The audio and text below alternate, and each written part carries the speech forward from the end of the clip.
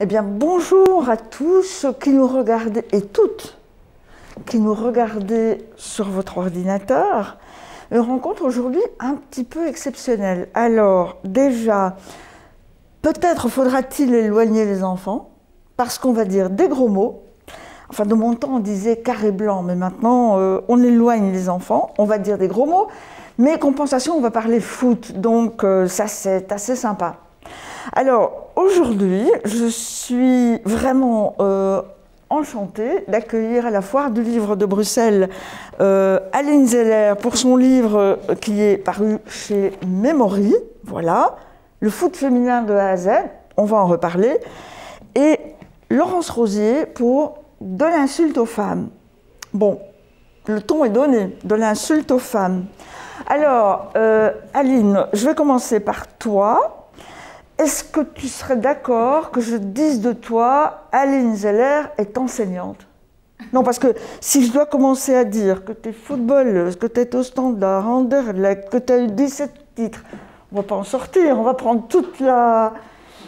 Non? Je suis d'accord avec toi, mais souvent quand on présente quelqu'un, on présente toujours par sa profession. Mais moi, je suis quelqu'un d'avant tout passionné. Voilà, magnifique. Alors, en face de toi, tu as aussi une passionnée de la langue, puisque... c'est la même chose, si je commence à détailler. Je suis enseignante aussi. Voilà, c'est magnifique. Alors, toi, tu es, Laurence, prof de linguistique et d'analyse des discours à l'ULB. Tu as fait ta thèse avec Marc Wilmet, ça on va en reparler un petit peu après, si tu veux bien. Tu diriges, enfin tu co-diriges la revue Le Discours et la Langue avec Laura Calabrese. Et bien sûr, bah forcément, on te connaît aussi très très bien à travers l'exposition Salope et autres noms d'oiselles qui a voyagé un peu partout.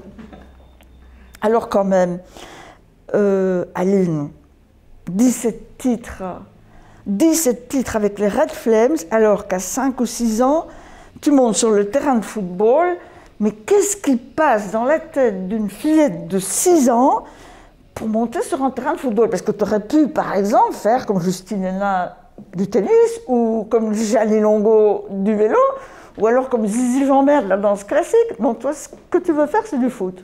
Ouais, c'était le sport dans le village le plus accessible. Donc le football était à quoi? Le terrain de football était à 500 mètres de chez moi. Mes voisins étaient tous les deux des footeux. Et donc je pense que l'envie de mouvement a fait qu'après les cours ou après l'école, j'allais directement jouer chez eux et c'était le sport. On était toujours en vélo ou au football, donc on n'avait pas toute la panoplie de jeux qu'on peut voir maintenant dans les Maxi Toys. C'est un peu exage en fait maintenant. Et donc moi j'étais contente avec un ballon et mon vélo. Et puis j'avais une petite sœur aussi qui était plus jeune, qui avait 4 ans. Donc je pouvais pas non plus trop m'occuper d'elle, j'étais un peu trop grande, donc ma maman s'occupait d'elle. Moi j'avais besoin de bouger, de prendre l'air, j'ai toujours été dehors, donc très peu à l'intérieur, encore actuellement. Donc cette envie de bouger, je l'ai retrouvée chez mes voisins. Et puis alors j'ai eu la chance de rencontrer le président du club du village, qui a bien vu l'affaire, que je venais quand même tous les samedis avec mes voisins les supporter. À la mi-temps, je prenais la balle, je chantais, voilà, j'attendais qu'ils reviennent du WC. Il dit Aline, tu viens quand même toutes les semaines, pourquoi tu jouerais pas? Et ça a tout déclenché. Donc quelqu'un qui a vu ça en moi, qui m'a donné la possibilité de jouer aussi avec les garçons et qui n'avait pas des clichés et tous des tabous dans sa tête. Donc c'est une personne importante dans ma carrière. Donc il s'appelait Monsieur Jean-Marie Robinet. Alors il voit en toi l'amour du foot, mais qu'est-ce qu'il voit? Il voit l'amour du ballon, il voit une vision stratégique déjà du jeu, ou bien qu'est-ce qu'il voit? Il voit une petite fille qui a envie de jouer. Juste simplement une petite fille qui vient toutes les semaines avec ses copains aux abords du terrain et qui, parce qu'elle a une fille, doit rester sur le côté, supporter ses camarades. Donc voilà, il m'a tendu une perche. Puis après, il y a eu tout l'épisode où il a fallu convaincre mes parents aussi. Parce que ça, même à 6 ans, je pense que t'es déjà convaincu aussi que ça ne va pas être facile de convaincre ton papa. Dans une région, comme je dis, les tabous sont très très présents. Déjà, j'ai pas une famille de sportifs, donc on était une famille de fermiers, donc c'était boulot, et on n'avait pas d'activité de loisirs, pas de vacances, donc Donc c'était très limité. Laurence, toi, t'as pas joué au foot?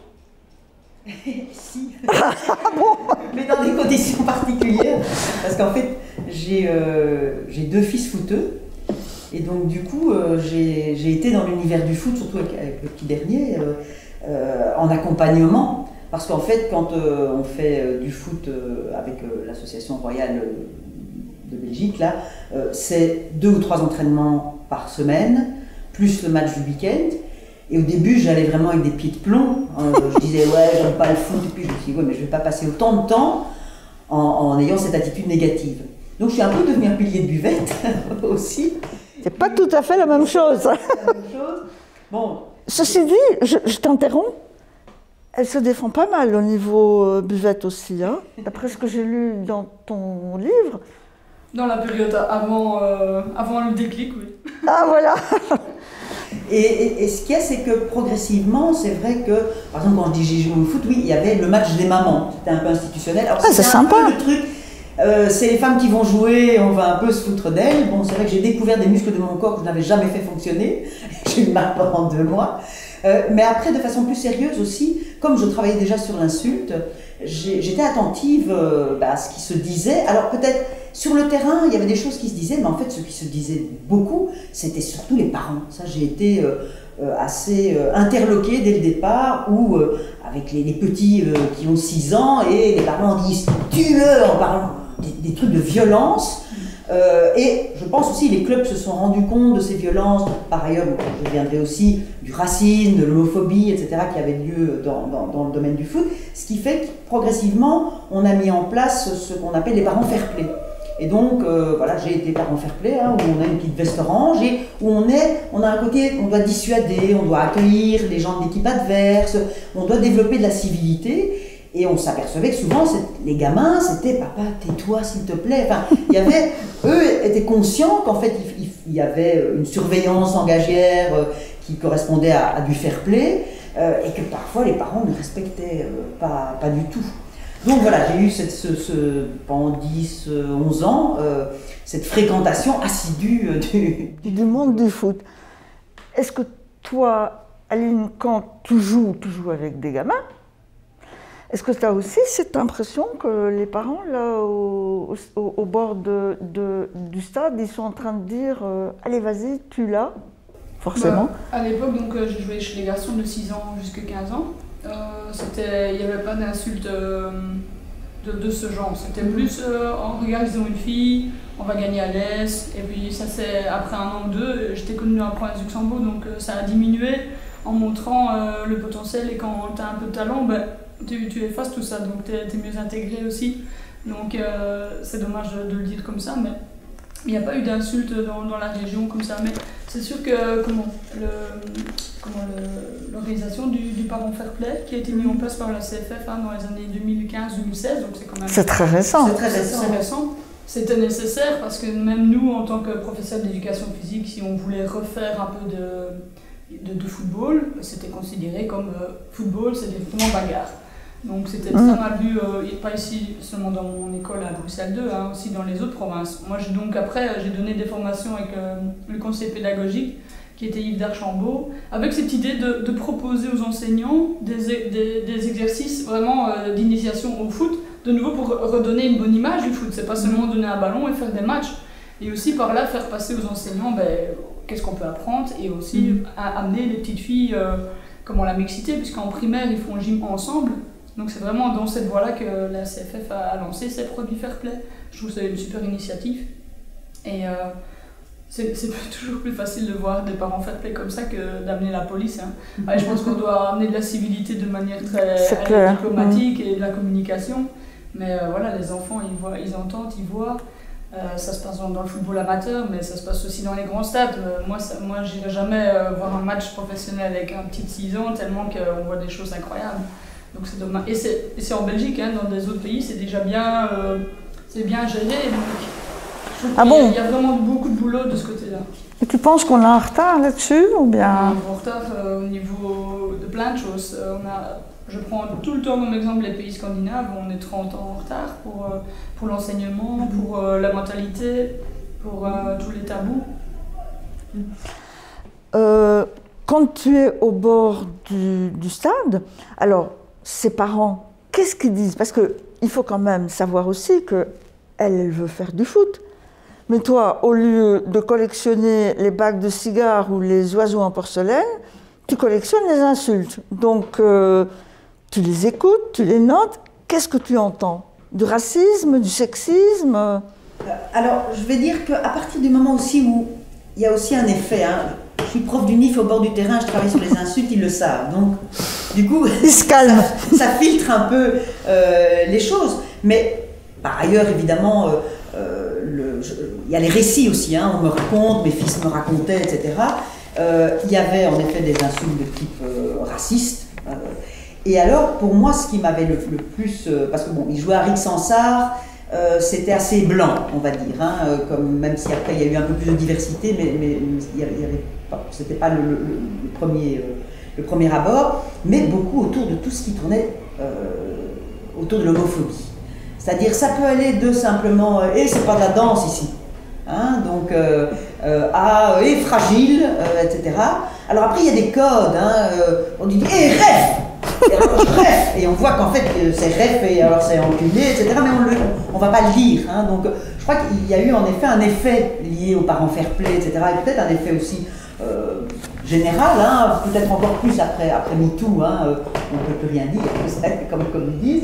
Mais pour moi, ma première appréhension du domaine du foot, c'était racisme et homophobie, avec une grande différence, c'est que le racisme, aujourd'hui, il y a Thuram qui s'est mis en avant hein, comme voilà, vraiment un pourfendeur du racisme. J'entendais Lukaku qui dit tout à fait. L'homophobie, ça reste encore un tabou, au sens où être homosexuel dans le milieu du foot, il n'y a pas encore quelqu'un d'iconique sur ce qui est un peu différent dans le foot féminin. J'ai l'impression que là, il y a quelque chose qui est plus d'affirmation plus saine pour moi. Hein, donc du coup, c'est vrai que par exemple, dans mon livre, je prends toute une série de grandes insultées, j'ai pas pris des femmes sportives.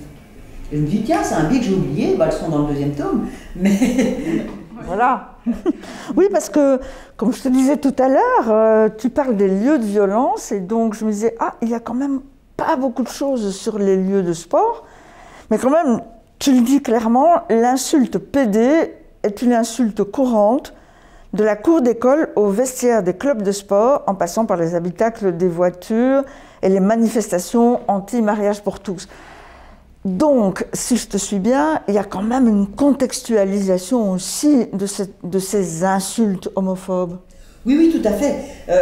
Ce qu'il y a, c'est qu'évidemment, on est dans un monde, au départ, qui est la virilité, enfin, c'est l'idée, il faut en avoir et ne pas en être. Vraiment ça, hein, il faut avoir des couilles et pas être une tapette. Ça, c'est la base, je vais dire. Donc, c'est clair que les insultes sexistes, évidemment, comme c'était des mondes de garçons, comme tu dis, les filles, elles partent, il y en avait de temps en temps une, mais 14-15 ans, elles ne sont plus là. Donc, ça devient très viriliste, parce qu'en plus, à 16-17 ans, ils sont dans la construction hein, de leur identité, et alors, tout ce qui est non viril est stigmatisé. Du coup, c'est vraiment comme ça que, avec une banalisation au départ, PD, etc. Donc là voilà, j'ai été particulièrement sensible à cette dimension qui restait encore très taboue. Il y a une phrase de Laurence dans son ouvrage qui dit, en gros, je synthétise, quelque part on passe du PD à la pisseuse. Toi, tu as vécu ça aussi dans cette période où tu es dans ces groupes mixtes ou pas du tout? Non, pas du tout, parce que en fait, pourquoi j'ai pas eu des insultes hein, jusqu'à la période de 15 ans? Parce que j'avais du talent, donc j'ai un peu la mascotte de l'équipe, un peu la mascotte de la province du Luxembourg. Tu rachètes, tu rachètes. Oui, mais je suis vraiment leur pote, leur copine, et en plus je joue bien au foot, donc il n'y a pas de souci. Et en fait, j'ai vu que dans les activités ACFF que j'ai organisées en 2014 pour le développement du foot féminin, les difficultés étaient là. En fait, des filles qui veulent aller sonner à un club pour jouer au football, si elles veulent jouer au foot, mais si elles ont pas de talent, elles vont déjà tout doucement être mises sur le côté. Donc c'est aussi au niveau du RTFJ, du coordinateur du club, à bien aussi diriger filles ou garçons, parce que je parle aussi filles, mais il y a des garçons aussi, désolé, mais qui savent pas bien shotter non plus, mais ils ont le droit de faire du foot. Donc de nouveau, c'est un peu d'accepter tout le monde dans la société en fonction de son niveau. Et si ma maman demain à 60 ans, elle me dit demain je veux commencer comme en Espagne le Wandel Football, le football marché 5 contre 5 pour les pensionnés, bah, je dis elle peut y aller. Donc c'est juste un droit, on a le droit de faire le sport qu'on aime bien. Et donc c'est pour ça que moi j'ai jamais ressenti ça jusqu'à 15 ans. Après 15 ans, j'ai relayé des équipes féminines où là j'ai vu, là j'étais aussi au-dessus du lot, mais je jouais avec des dames qui avaient 30 ans, 40, 45. Et donc on avait aussi un autre public, puisque ces femmes-là venaient aussi avec leur mari, avec des amis. Elles te maternent carrément. Oui, et puis les discussions c'était des adultes. Moi j'étais une adolescente, et puis je sais pas, moi ils prenaient des bières, et puis le long du terrain, les dames étaient plus corpulentes, elles avaient aussi eu des enfants, donc elles venaient aussi en manière récréative, on n'avait pas d'entraînement, shotter dans la balle. Et de nouveau, le long du terrain, t'as vu celle-là, la grosse là. Je dis, et moi déjà à cette époque-là, j'étais une révoltée, hein, donc je dis, mais c'est quoi ça?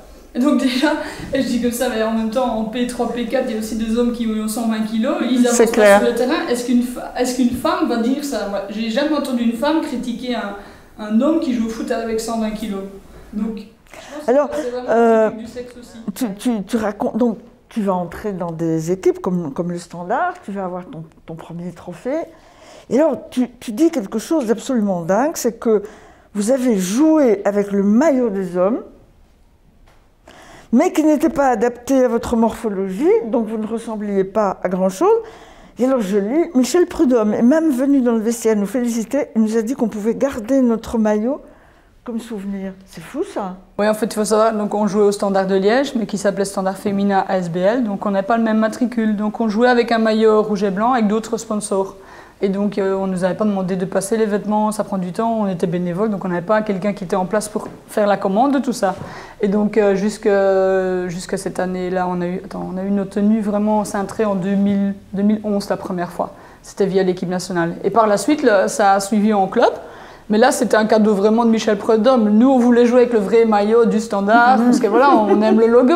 Oui, et lui, il nous fait un geste. Après, ce qui était comique dans le vestiaire, c'est que tout le monde regardait les tailles et on ne savait même pas jouer avec notre numéro, parce que c'était un XL. Davina Fitchens, elle avait fait 1m66 et on ne voyait même pas ses genoux. C'est des anecdotes, mais c'est des anecdotes qui a fait qu'on a évolué, et c'est pour ça qu'il faut en parler de tout ça. Oui, mais ça, c'est signifiant quand même. Ah ben oui, parce qu'en fait, quand on dit le sport, c'est même... j'ai lu une étude sur le tennis de table où on dit que, par exemple, les rituels de salutation, on leur fait la bise ou on serre la main. En effet, est-ce qu'on adapte il faut que les costumes des filles soient un peu plus collantes, sinon elles ressemblent à des sacs à patates. Donc, ça déborde, hein, c'est toutes les composantes genrées que l'on retrouve jusqu'à la commentatrice sportive. On va dire, oh, elle a une voix trop aiguë, elle n'a pas la verve. Donc, c'est vraiment... J'ai rien à dire, j'aime pas trop les commentatrices sportives. Mais tout l'ensemble, donc, il y a un combat à mener qui est du terrain, des vestiaires, après la réception médiatique aussi. Mais je cite une autre anecdote où tu dis, bon, je ne sais plus pour ton arrivée dans quel club. Attends, voilà, je l'ai retrouvé. C'est la première fois, donc pour ton retour au Standard, c'est la première fois que le Standard organise une conférence de presse pour les signatures d'une joueuse. Ouais, c'était en 2011. Ouais. Ça fait pas 10 ans. Mais c'était simplement parce que les clubs, encore actuellement, ne sont pas encadrés, les clubs de filles. Hein, donc en Super League, le Standard, c'est la ligue la plus haute. Il n'y a pas encore des personnes qui travaillent à mi-temps ou au temps plein dans la structure. Ça veut dire qu'il n'y a que la personne qui gère, et encore elle n'est pas payée, elle est pensionnée. Donc, en fait, par la Fédération belge de football, qui dégage des moyens, les clubs espèrent simplement que chaque fois la Fédération donne les moyens. Mais ce qu'on veut, c'est vraiment que les clubs deviennent des sociétés et se développe aussi en allant engager des professionnels, des kinés professionnels. Et donc plus on aura des personnes qui travaillent à temps plein autour de ces équipes-là, plus on aura le temps d'organiser des conférences. Mais c'est vraiment, il n'y a pas que moi qui ai œuvré dans le foot féminin. Ferry Ferraguzzi du Standard, elle a poussé, mais depuis qu'elle est arrivée en 1980, elle pousse, toujours aux directions masculines au Standard pour avoir des tenues féminines, pour avoir un terrain correct, parce qu'au début, même au Standard, on s'entraînait sur des cendrés. C'est de l'évolution, c'est un travail incroyable dans l'ombre. Moi, je suis seulement une ambassadrice qui passe devant les caméras et qui via les médias, dit les choses, mais il y en a encore plein d'exemples. Et donc c'est bien que maintenant des jeunes journalistes et tout ça, de toutes les gazettes font le relais. Et il faut en parler de plus en plus. Je sais que... Oui, et même des gens qui ne sont ni des journalistes. Par exemple, nous, à la foire, on a une jeune collègue qui s'appelle Agathe Duclos et qui a un compte Instagram qui s'appelle Débrief de vestiaire. Et là aussi, franchement, là, tu te rends compte que, alors qu'aujourd'hui, tu te dis, mais c'est pas possible, il doit y avoir un problème de discours. Mais non, le discours, il est toujours homophobe, sexiste, raciste, et malgré tous les efforts qui sont faits, comme tu le dis, bah, qu'est-ce qui fait que ça reste encore une guerre à mener, entre guillemets, guerre, une bataille? Il n'y a rien de plus fort que les stéréotypes. Aujourd'hui encore, quand une femme s'exprime sur le foot, on lui dit cuisine. Parce qu'en fait, il y a une vidéo virale, la place d'une femme est à la cuisine, et alors... Donc, mes fils me montrent ça parce que bon, on discute ensemble évidemment de toute cette évolution, et je pense qu'aujourd'hui, je trouve que les footballeuses l'ouvrent. Si on met, si on tape sur le net, on voit que voilà, il y a aussi cette dimension collective, cette dimension de modèle, et qui est maintenant on dit non. Et je pense qu'il y a toujours un retour de balancier, c'est-à-dire plus on évolue, plus il va y avoir aussi les forces conservatrices qui vont revenir. Quand on entend Finkielkraut qui dit « Oh, je n'aime pas voir les femmes comme ça », etc. Alors on dit « Oui, bon, il est vieux, etc. » Oui, mais enfin, on lui donne quand même de l'aura médiatique, et cette phrase circule, et il y en a encore pas mal qui pensent cela.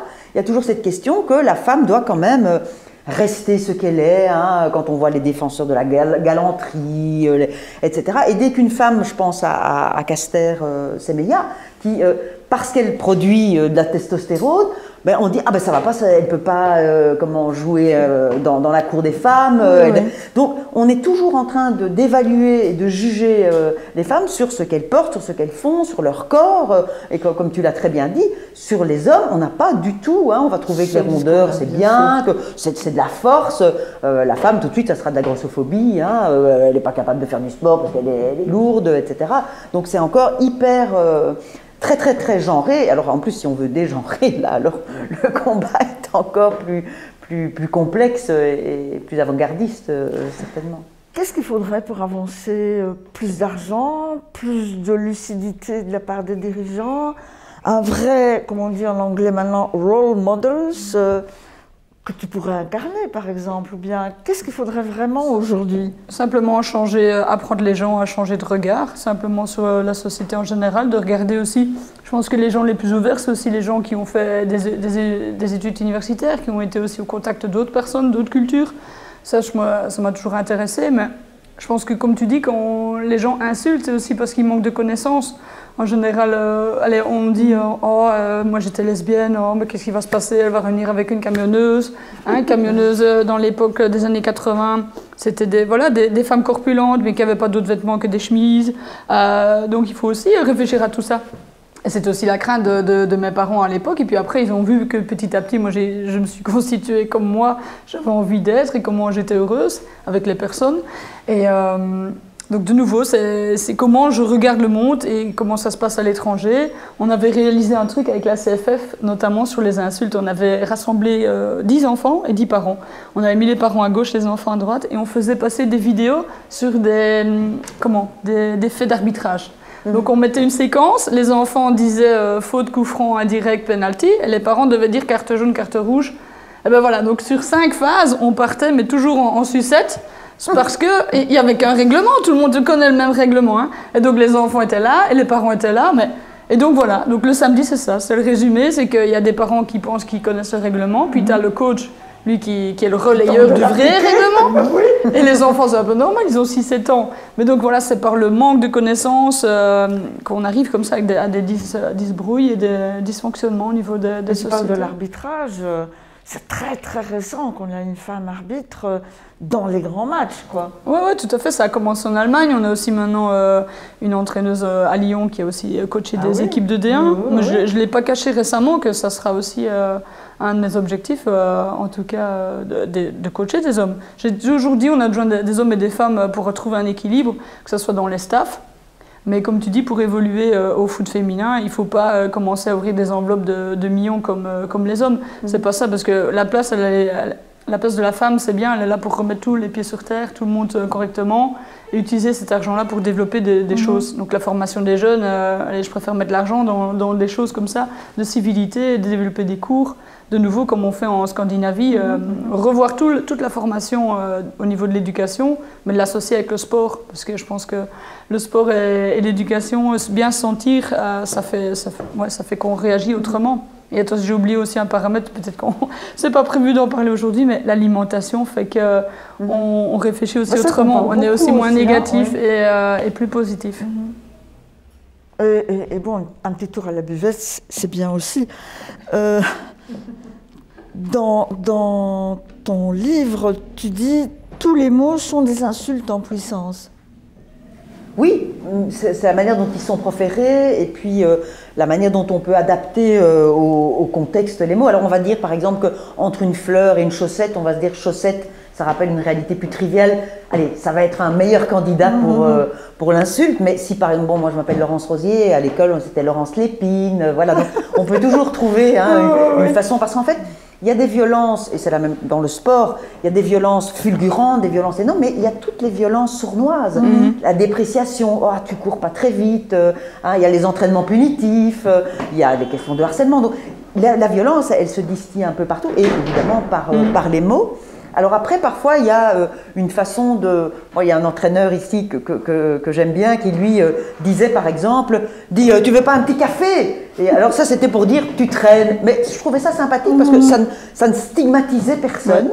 Et donc, voilà, donc, il y a aussi une manière d'avoir une inventivité qui n'est ni raciste, ni sexiste, ni homophobe. Et donc, on doit utiliser cette potentialité du langage aussi pour essayer de dire, voilà, on peut faire passer autre chose que de la violence, quoi. Laurence, si je te dis, Aline fait une passe en retrait à son adversaire qui la met au fond, tu n'es pas choquée? Non. Bon, ça va. Non, non.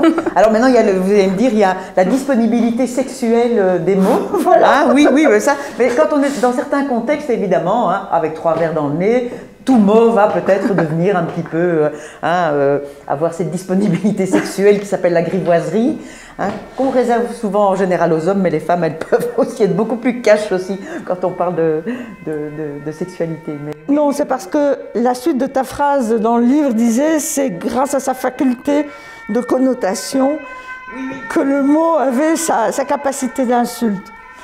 Bon, alors, on arrive tout doucement au bout de cette rencontre. Je voulais te dire, Aline, que j'ai longtemps hésité à accepter cette animation parce que, bon, mais finalement, il y a une chose qui m'a décidée. J'ai répondu positivement à la demande de Clément qui a organisé cette rencontre et je vais t'expliquer ce que c'est. C'est que tu vas accepter, en tout cas tu as accepté le 14 avril, je crois, de devenir coach de l'équipe des femmes du Sporting de Charleroi. Et moi, je soutiens le Sporting de Charleroi. Alors, explique-moi un peu comment tu as pris cette décision-là. Allez, voreux, comme on dit chez nous. La décision, je pense que c'était le suivi logique après ma carrière de joueuse, de top joueuse. Dans tous les clubs où je suis passée, j'ai laissé quand même pas mal de traces au niveau des valeurs humaines en tant que personne et les titres et tout le tralala qui va avec. Mais moi, je trouvais que j'étais la personne importante aussi pour Charleroi, pour ce projet qui faut vraiment commencer à la base. Tu pourrais peut-être t'occuper des hommes aussi pour le moment parce que... Pourquoi ils peuvent venir voir, ils prennent des exemples. Les cellules travaillent ensemble. Ils ont peut-être un peu besoin là, pour l'instant. Mais les cellules travaillent ensemble, donc c'est ça aussi que la pédagogie que moi j'ai en tant qu'enseignante, je l'ai aussi mis sur le terrain quand j'étais joueuse. Et notamment, comme vous dites, la communication. C'est super important, ça l'apaisement, commencer un match sereinement ou une semaine, en sachant toujours qu'en tant que femme, le fait de prouver et d'avoir des charges et d'avoir 10 000 casquettes, maman à la maison où elle travaille, et puis après le soir tu vas aussi faire le sport que tu adores, font que quand tu es à bout, les insultes sortent facilement sur ta collègue, mais elles sont aussi facilement, elles rentrent aussi facilement, puis tu es aussi plus fragile. Donc il faut déjà être lourde, quoi. Il faut déjà être costaude. Et au niveau des feedbacks, j'ai toujours été quelqu'un qui coachait positivement, parce que j'ai remarqué aussi avec les années que j'en retirais plus d'énergie de mon équipe et qu'on n'était pas là pour casser quelqu'un. Ça a été très vite découvert en moi. Et ça va dans des petits détails, hein. Tu vois, donc si vous ratez une balle, c'est allez, vas-y, la prochaine fois ça va aller.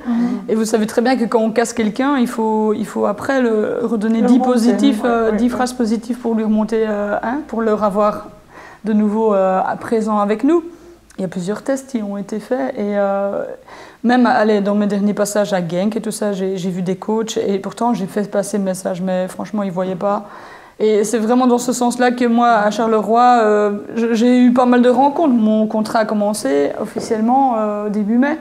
Donc j'ai dû aussi gérer les transferts, donc attirer aussi des filles vers mon projet. Le fait que je sois connue, je le dis, allez, elles sont contentes de parler avec moi, elles sont fans et tout. Mais les parents aussi me connaissent aussi depuis des années de ce que j'ai fait en tant que joueuse, mais aussi de ce que j'ai développé à la CFF. Et donc cette marque de confiance, elle va suivre dans le projet de Charleroi parce que je vais amener de la pédagogie, je vais amener de la communication et le fait aussi que mon expérience en Hollande a fait qu'on apprend beaucoup de manière interactive. Donc c'est pas, je vais être un coach qui en semaine va apprendre des choses aux filles, mais elles vont aussi devoir trouver leurs solutions par elles-mêmes et apprendre aussi à communiquer entre elles. Et donc vous allez voir que sur un an, et j'en suis même sûre, il y a des filles qui vont s'ouvrir, qu'on parle d'une timidité mais qui vont facilement s'ouvrir au groupe. Elles vont évoluer, elles vont changer en tant que personne. Et tout ça, j'ai vendu le projet à chaque fille. Donc chaque entretien, c'était entre une demi-heure et 1 heure. Mais c'est comme ça qu'on commence un projet. J'ai dit aux parents, je vais aussi réunir les parents au début de saison. Parce qu'il est important de montrer comment on va fonctionner. De nouveau, il y a des filles qui n'ont pas de voiture, donc les parents vont aussi devoir les amener. Donc c'est tous des détails, mais que tout le monde, je vais avoir 22 filles, je vais avoir 22 parents x 2 dans l'affaire, je vais avoir une équipe B derrière. Parfois, allez, quand je m'engage à Charleroi, il y en a qui disent « Ah ouais, cool coach, wow, ça va, à l'aise hein ?» Je dis « Comment ça à l'aise? Tu veux que je t'explique c'est quoi coach hein? Combien d'heures je mets dans... » Non mais il n'y a personne qui sait tout ça. Bien sûr. Moi, je veux toujours faire les trucs bien. Donc parfois, c'est un peu un désavantage, en fait. Je n'avais pas tout à fait tort en disant, en commençant, qu'avant tout, tu es enseignante. Hein. Ça, la vrai. transmission, c'est clairement ça. Hein. Ah ouais, d'office, j'adore. Et la manière aussi, ça m'intéresse de comment le transmettre, des différentes formes. Parfois, j'ai pas toujours le temps que je voudrais consacrer parce que, comme tu dis, j'ai énormément de casquettes, mais voilà, je veux vraiment mon énergie la répandre partout où je peux, en fonction de mon niveau, bien sûr. Mais non, le projet à Charleroi, c'est le début d'une carrière d'entraîneur, pédagogue, autour du football dans le pays voilà, que tu adores. Elle a mis les chaussettes en plus, les chaussettes zébrées. Oui. Alors, transmettre, ça c'est ta mission aussi. Hein. Je crois que s'il y a une chose sur laquelle vous vous retrouvez, c'est le foot. Oui, et la aussi transmission. tout l'esprit que tu dis sur la formation, parce que moi j'ai été sensible aussi qu'à partir de 15-16 ans dans le club, ça devenait compétition avant tout. Et donc, il y avait même des parents qui disaient « Ah, on ne fait pas jouer les bras cassés, hein, etc. » Et moi, je suis désolée, on paye pour une formation, et donc les jeunes ont tous droit à jouer. Et ça devenait, voilà, il y avait ce côté sérieux compète qui empêchait finalement cette égalité entre voilà, la disparité des gens qui font aussi du foot pour s'amuser, pas nécessairement pour devenir champion. Hein. Donc ça, je suis très sensible à ça. La transmission et la sensibilité, c'est vrai qu'avec mes étudiants, on travaille sur les insultes et les violences dans le sport, et souvent, ils n'en sont pas nécessairement conscients. Et puis bon, ça a été de travailler sur les insultes aux arbitres, donc ils ont contacté plein d'arbitres qui ont donné beaucoup de choses. On a travaillé sur les comptes Facebook de bodybuildeuses qui se faisaient aussi insulter sur leur corps, sur les comptes WhatsApp de joueurs de hockey, parce que le hockey, on ne s'insulte pas, c'est le foot, hein, bien sûr. Eh bien, on a un peu revu nos stéréotypes aussi. Et donc, tout ça, c'est une sensibilisation de terrain, parce qu'à ce moment-là, ils travaillent vraiment voilà, en allant sur le terrain, en recueillant des données, et à ce moment-là, on se dit « Ah ben oui, cette violence, elle est là », et en même temps, on voit qu'il y a des acteurs et des actrices qui veulent évidemment se mobiliser pour qu'il n'y ait pas cette violence. Mais, donc oui, transmettre, c'est clair que c'est mon métier, et j'adore ça. Voilà. Voilà, ce sera le mot de la fin. transmettre des valeurs, transmettre un projet d'égalité, de qualité de sport. Ben, je crois que si on y arrive, et moi j'espère qu'on va y arriver à Charleroi en tout cas. Voilà, je vous remercie, j'espère que vous avez apprécié cette rencontre un peu particulière et à très bientôt sur le site de la Foire du Livre de Bruxelles pour toute une série d'autres rencontres jusqu'au 16 mai.